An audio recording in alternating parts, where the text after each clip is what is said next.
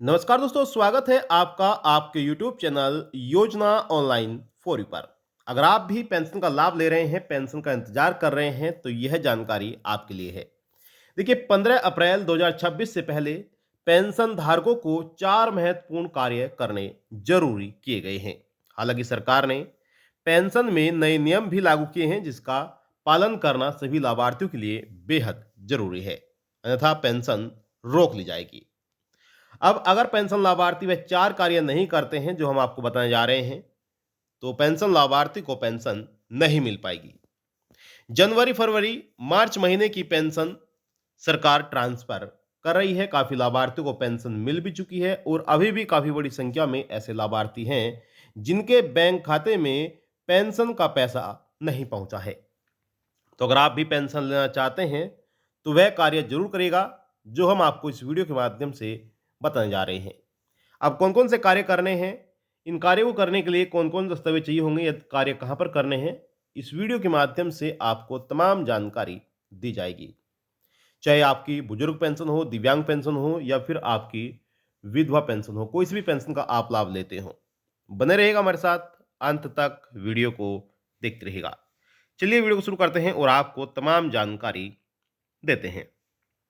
देखिए, जनवरी, फरवरी, मार्च की पेंशन का इंतजार करने वाले लाभार्थियों के लिए एक बार फिर से बड़ी खबर निकल कर आ रही है। 15 अप्रैल 2026 तक लाभार्थियों को पेंशन का पैसा ट्रांसफर कर दिया जाएगा, लेकिन 15 अप्रैल 2026 तक पेंशन लाभार्थियों को पेंशन से जुड़े हुए 4 महत्वपूर्ण कार्य भी करने बेहद जरूरी है। अगर पेंशन लाभार्थी इन कार्यों को अनदेखा करता है, तो उनकी पेंशन रोक सकती है।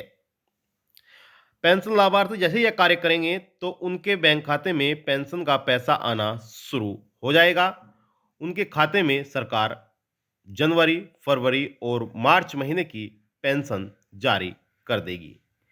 और जो लाभार्थी इन नियमों का पालन नहीं करता है, इन कार्यों को नहीं करता है, तो उनकी पेंशन बंद हो सकती है।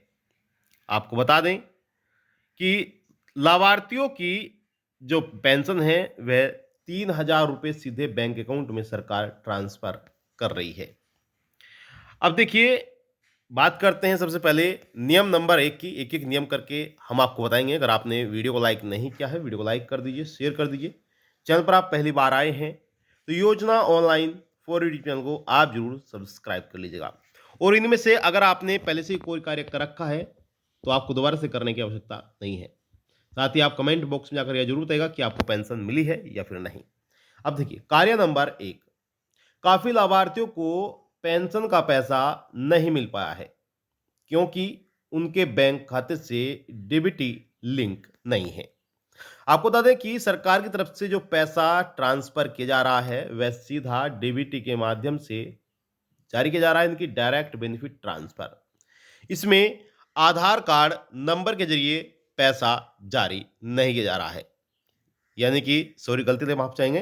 पहले बैंक अकाउंट नंबर के जरिए पैसा जारी किया जाता था, अब आधार कार्ड नंबर के जरिए डीबीटी के माध्यम से पैसा जारी किया जा रहा है। अब अगर आपके बैंक खाते में डीबीटी या फिर एनपीसीआई एक्टिव नहीं होगी, तो फिर आपको पेंशन का पैसा नहीं मिल पाएगा, भले ही आप पात्र ही क्यों ना हो। अब यह आप कैसे करेंगे, उसके बारे में भी जान लीजिए।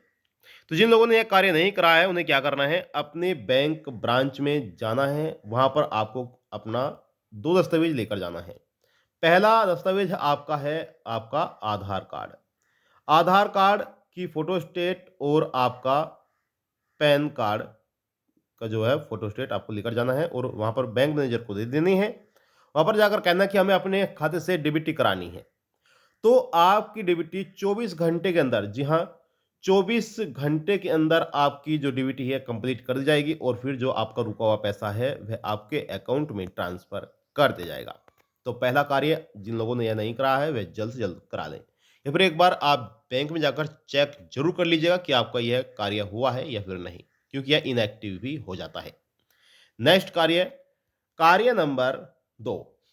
देखिए, हाल ही में सरकार ने बुजुर्गों की पेंशन में बड़ा बदलाव किया है, जिसमें अब केवल आधार कार्ड के आधार पर पेंशन का पैसा नहीं मिल पाएगा। हालांकि सरकार ने सबसे महत्वपूर्ण दस्तावेज आधार कार्ड को ही माना था, लेकिन अब आधार कार्ड भी अमान्य कर दिया है। केवल और केवल आधार कार्ड के आधार पर ही पेंशन सरकार ट्रांसफर नहीं करेगी।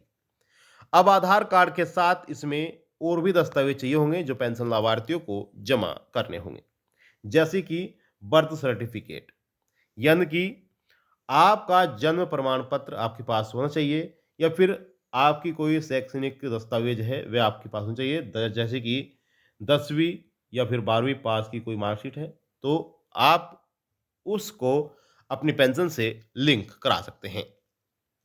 यह इसलिए कराया जा रहा है कि जो पेंशन लाभार्थी की उम्र है वह सही से जांची जा सके कि पेंशन लाभार्थी पेंशन लेने के योग्य है या फिर नहीं, पेंशन लाभार्थी उम्र 60 वर्ष है या फिर नहीं, क्योंकि उत्तर प्रदेश में जो पेंशन दी जाती है बुजुर्गों को वह 60 साल से अधिक उम्र वाले बुजुर्गों को ही पेंशन दी जाती है। तो इसलिए सरकार की तरफ से यह नियम बदला गया है कि सही टाइम पर सही पेंशन लाभार्थी को पेंशन का पैसा ट्रांसफर किया जा सके। ठीक है? तो जिन लोगों ने यह कार्य नहीं किया है वह अभी कर लें, क्योंकि सरकार ने इस नियम को अभी अपडेट किया है। नेक्स्ट नियम, नियम नंबर 3, जिन पेंशन भोगियों ने अपनी पेंशन की केवाईसी नहीं कराई है वह केवाईसी जरूर करा लें। इस वजह से भी काफी लाभार्थियों की पेंशन रुक सकती है। यह कार्य जितना जल्दी हो सके आप करा लें। यह कार्य आपका होगा आधार कार्ड के जरिए। जी हाँ, आधार कार्ड के जरिए यह कार्य आपका हो जाएगा। अब देखिए, यह कार्य आप किसी भी जनसेवा केंद्र पर जाकर करा सकते हैं। ध्यान रहे कि इसमें आपकी सभी डिटेल सही होनी चाहिए, तभी आपका यह काम हो पाएगा। तो तीसरा बड़ा कार्य भी हमने आपको बता दिया। बात करते हैं चौथे कार्य की। तो चौथा बड़ा कार्य भी बहुत ही महत्वपूर्ण है, यह भी पेंशन से जुड़ा हुआ है। इसमें भी काफ़ी लाभार्थियों की पेंशन रुकी हुई है इस वजह से भी। तो यहाँ पर अब देखिए, आप कमेंट बॉक्स में जाकर जरूर बताइएगा कि आपको पेंशन मिली है या नहीं, या फिर आपका कौन सा जिला है। ठीक है, क्योंकि यह पेंशन अलग अलग विभागों द्वारा जारी की जाती है और अलग अलग जिले वाइज पेंशन सरकार जारी कर रही है। तो कार्य नंबर 4, जिन पेंशन लाभार्थियों ने अपने बैंक खाते से लेन देन किए हुए काफी समय हो चुका है वे अपने बैंक अकाउंट की केवाईसी जरूर करा लें।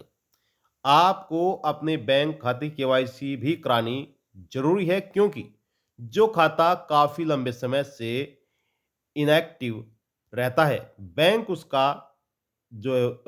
उस खाते को ऑटोमेटिक बंद कर देता है और दोबारा से चालू कराने के लिए उसकी केवाईसी करानी पड़ती है, जिसमें पेंशन धारक को आधार कार्ड और आपका पैन कार्ड की फोटोस्टेट लेकर बैंक में जमा करनी होती है। तो पुनः वह दोबारा से शुरू कर दिया जाता है। तो ये 4 बड़े कार्य हैं जो पेंशन से जुड़े हुए हैं, जो बेहद ज़रूरी हैं। अगर पेंशन लाभार्थी का इन कार्यों में से कोई भी कार्य अधूरा रह जाता है, तो उन्हें पेंशन का पैसा नहीं मिल पाएगा। तो ये थी आपके लिए महत्वपूर्ण जानकारी। आई होप आपको जानकारी अच्छी लगी होगी। कोई भी आपका सवाल है, सवाल करिएगा, आप सभी के सवालों के जवाब दिए जाएँगे।